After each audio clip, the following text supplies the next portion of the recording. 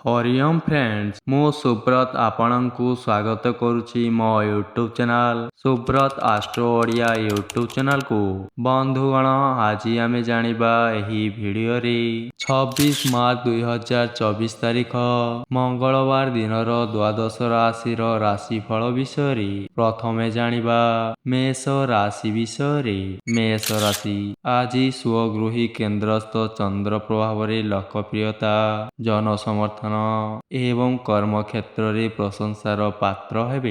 विभिन्न दिगरे खर्च परिमाण बढ़ी जीव भ्रमण हेतुक क्लांति एवं अवसाद देखा देई पारे। शिल्प वाणिज्य रे उन्नति कला साहित्य रे प्रशंसा एवं संगठन और राजनीति क्षेत्र रे प्रतिष्ठा लाभ करिवे। वृष राशि राष्ट्राधिपति शनि संयुक्त रहिथिबारु आलस्य अनुभव करिवे एवं काम କରିବାକୁ आद्यम इच्छा ହେବ ନାହିଁ। ନିର୍ମାଣ କାମ ଆଗକୁ ବଢ଼ାଇବା ପାଇଁ ପଦକ୍ଷେପ ଗ୍ରହଣ କରିପାରନ୍ତି। ବାଣିଜ୍ୟ ବ୍ୟବସାୟ କ୍ଷେତ୍ରରେ କେତେକ ସୁବିଧା ସୁଯୋଗ ପାଇବେ। ପିଲାଙ୍କ କଥା ନେଇ ମାନସିକ ସ୍ଥିତି ଭଲ ରହିନପାରେ। ମିଥୁନ ରାଶି ବାଣୀ କାରକ ଗ୍ରହ ବୁଧ ପାପଯୁକ୍ତ ହେତୁ ବନ୍ଧୁ ଗହଣରେ ସତ୍ୟ ଭାଷଣରୁ ନିବୃତ୍ତ ରହିବା ଭଲ ଅଟେ। ବିଶିଷ୍ଟ ବ୍ୟକ୍ତିଙ୍କ ଗହଣରେ ସମ୍ମାନିତ ହେବାର ସୌଭାଗ୍ୟ ପାଇବେ। ରାଷ୍ଟ୍ରାଧିପତିଙ୍କ ଦୁର୍ବଳତା କାରଣରୁ ପୁରାତନ ରୋଗ ପୀଡ଼ା ଅନୁଭବ କରିବେ। ଆଗାମୀ ମାଙ୍ଗଳିକ କାର୍ଯ୍ୟ ସକାଶେ ତତ୍ପରତା ପ୍ରକାଶ କରିବେ। କର୍କଟ ରାଶି ଶୁଭ ଚନ୍ଦ୍ରଙ୍କ ପ୍ରଭାବରୁ ସ୍ୱାସ୍ଥ୍ୟ ନିୟନ୍ତ୍ରଣାଧୀନ ରହିବ ଏବଂ ଲୋକପ୍ରିୟତା ହାସଲ କରିବେ। ସ୍ୱାର୍ଥ ସାଧନ ପରିପ୍ରେକ୍ଷୀରେ ମିତ୍ରମାନେ ପ୍ରଶଂସା ଗାଇ ବୁଲି ପାରନ୍ତି। ବନ୍ଧୁଙ୍କ ସହାୟତାରେ କଳା ସାହିତ୍ୟ ଏବଂ କ୍ରୀଡ଼ା ପ୍ରଭୃତିରେ ମନୋରଞ୍ଜନ ପ୍ରୀତିପ୍ରଦ ହେବ। ବାଣିଜ୍ୟ ବ୍ୟବସାୟ ସମ୍ପର୍କିତ କେତେକ କ୍ଷେତ୍ରରେ ପ୍ରତିବନ୍ଧକର ସମ୍ମୁଖୀନ ହେବାକୁ ପଡ଼ିପାରେ। ସିଂହ ରାଶି ଦୁସ୍ଥାନରେ ଦ୍ୱିତୀୟାଧିପତି ଥିବାରୁ ନିକଟ ଅତୀତର ଘଟଣାଗୁଡ଼ିକର ସମୀକ୍ଷା କରିବେ। ମିଥ୍ୟା ଅଭିଯୋଗ ସକାଶେ ଅନ୍ୟ ଉପରେ ବିରକ୍ତି ପ୍ରକାଶ କରିପାରନ୍ତି।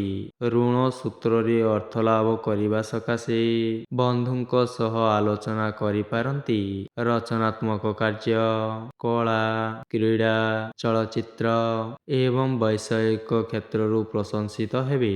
କନ୍ୟା ରାଶି ବୃହସ୍ପତିଙ୍କ ଶୁଭ ଦୃଷ୍ଟିରୁ ଆଜି ବନ୍ଧୁଙ୍କ ସାହାଯ୍ୟ ଲାଭ କରି କର୍ମକ୍ଷେତ୍ରରେ ସମସ୍ୟା ସମାଧାନ କରିବେ। ଆବଶ୍ୟକତା ପୂରଣ କ୍ଷେତ୍ରରେ ପାରିବାରିକ ଖର୍ଚ୍ଚ ପରିମାଣ ହଠାତ୍ ଆଜି ବୃଦ୍ଧି ପାଇବ। ଉପରିସ୍ଥଙ୍କ ଆଦେଶ ପ୍ରାପ୍ତ ହୋଇ ହଠାତ୍ ବାହାରକୁ ଯିବାକୁ ପଡ଼ିପାରେ। ଭଲ କଥା କହିଲେ ମଧ୍ୟ ବନ୍ଧୁ ତାହାକୁ ଭୁଲ ଦୃଷ୍ଟିକୋଣରୁ ବିଚାର କରିପାରନ୍ତି। ତୁଳା ରାଶି ଅନୁକୂଳ ଗୃହସ୍ଥିତିରୁ ଆଜିର ସକାଳୁଆ ଯାତ୍ରା ପ୍ରାୟତଃ ଶୁଭପ୍ରଦ ହେବ। ପରିବାରରେ ଭାବପ୍ରବଣ ବଶତଃ ନିଜର ପ୍ରତିକ୍ରିୟା ହଠାତ୍ ପ୍ରକାଶ କରନ୍ତୁ ନାହିଁ। କର୍ମକ୍ଷେତ୍ରରେ ପରିସ୍ଥିତି ଗମ୍ଭୀର ରହିବ ଏଣୁ ଭାବିଚିନ୍ତି କାମ କରିବା ଭଲ ହେବ।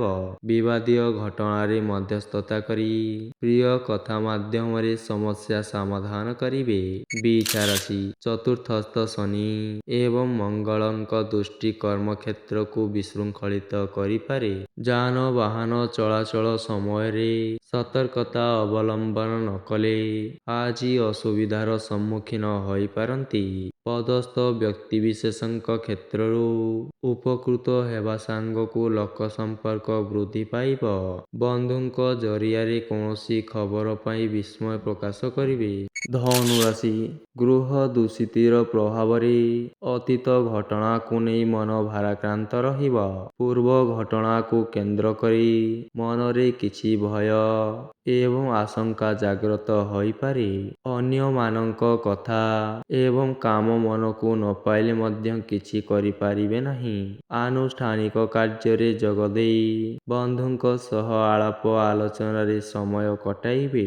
ମକର ରାଶି ତୃତୀୟାଧିପ ଚତୁର୍ଥ କେନ୍ଦ୍ରରେ ଥିବାରୁ ସ୍ଥଗିତ କାମ ପୂରଣ ସକାଶେ ବନ୍ଧୁ ସାହାଯ୍ୟ କରିପାରନ୍ତି। ଭ୍ରାତୃ ସମ୍ପର୍କରେ ବ୍ୟତିକ୍ରମ ଦେଖାଦେବ। ପରିବାରର ଖର୍ଚ୍ଚ ବୃଦ୍ଧି ନିୟନ୍ତ୍ରଣ ପାଇଁ ନୂଆ ନୂଆ ଯୋଜନା ଚିନ୍ତା କରିପାରନ୍ତି। ଯାତ୍ରା ବାଣିଜ୍ୟ, ବ୍ୟବସାୟ ଏବଂ ପରିବହନ କ୍ଷେତ୍ରରେ ସମସ୍ୟାର ସମାଧାନ ଦିଗରେ ବନ୍ଧୁଙ୍କ ସାହାଯ୍ୟ ଲୋଡ଼ିପାରନ୍ତି। କୁମ୍ଭ ରାଶି, ଆଜି ପରିବାର ମଧ୍ୟରେ ହସ ଖୁସିର ବାତାବରଣରୁ ରାହୁ ଯୁକ୍ତ ସପ୍ତମାଧିପ ରବି ହେତୁ ତରବରିଆ ଯାତ୍ରାରେ ଜିନିଷପତ୍ର ପ୍ରତି ସତର୍କ ରୁହନ୍ତୁ। ଘର କଥା କହି ବନ୍ଧୁଙ୍କ ମନରେ ବିଶ୍ୱାସ ହେଲା ଭଳି କାମ କରିବେ। ପରିବହନ କ୍ଷେତ୍ରରେ ଆଶାନୁରୂପ ଫଳ ନ ପାଇବାରୁ ମନରେ ସରସତା ରହିବ ନାହିଁ। ମୀନ ରାଶି, କର୍ମକ୍ଷେତ୍ରରେ ଅପ୍ରିୟ ସତ୍ୟ ପ୍ରକାଶ କରି ଅଯଥା କଷ୍ଟ ଅନୁଭବ କରିବେ। ଚତୁର୍ଥାଧିପତିଙ୍କ ଦୁର୍ବଳତା କାରଣରୁ ସାମାଜିକ ସ୍ତରରେ ଭାବପ୍ରବଣତା ଆପଣଙ୍କୁ କେତେକ ମାତ୍ରାରେ ବିବ୍ରତ କରାଇପାରେ। ବନ୍ଧୁଙ୍କ ମେଳରେ ଗାମ୍ଭୀର୍ଯ୍ୟ ରକ୍ଷା କରି ଆଜି ସମାଲୋଚିତ ହୋଇପାରନ୍ତି। ସନ୍ତାନଙ୍କ ବୈବାହିକ ସମ୍ବନ୍ଧ ପରିପ୍ରେକ୍ଷୀରେ ଆଲୋଚନା ହୋଇପାରେ।